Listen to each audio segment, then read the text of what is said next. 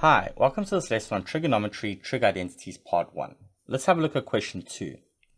If Q is equal to sine alpha, express the following in terms of Q. Okay, so let's use our reduction formulae to try and simplify this expression. Cos of alpha plus 360.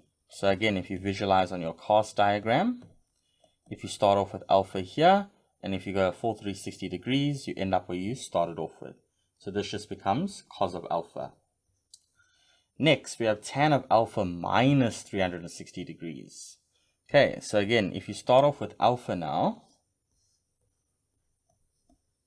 over here, and you subtract 360, which means now you're going, instead of counterclockwise, you're going clockwise. So now you go 360 degrees that way. And you see you end up exactly where you left off as well. So this would still be tan of alpha. And then lastly, we have cos of alpha plus 90. That is a reduction of the vertical.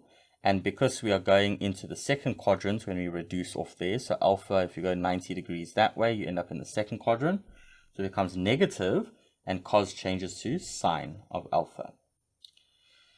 Over here, we have sine squared of alpha plus 180. So I can rewrite that as sine of alpha plus 180 degrees, all squared, because that's what that squared means here. You're squaring the expression sine of alpha plus 180. And then cos of alpha minus 90, well, again, let's think about what's happening here on the cast diagram.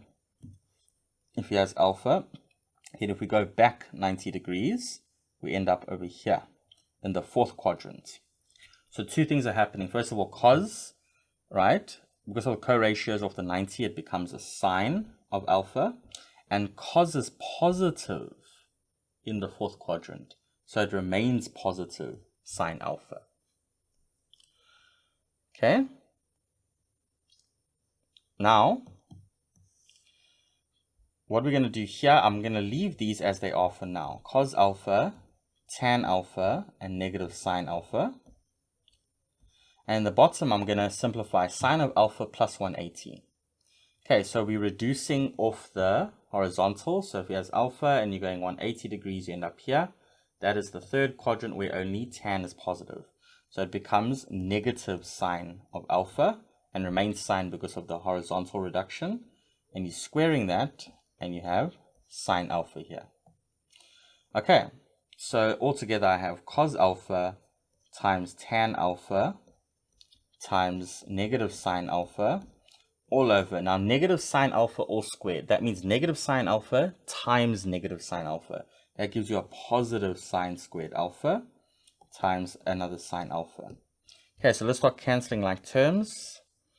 Okay, so this negative sine alpha divided by that sine alpha, that leaves you with a negative 1 times cos alpha times tan alpha. So let's do that on the side here. Cos alpha.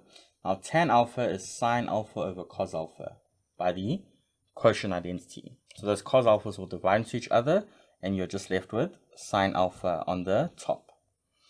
So those are done. And then sine squared alpha is still at the bottom here.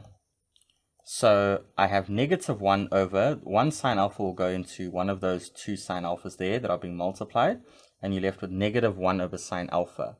Okay, but we said sine alpha is q. So this is negative 1 over q. And that is the simplified form of this expression in terms of q. All right, I'll see you in the next one.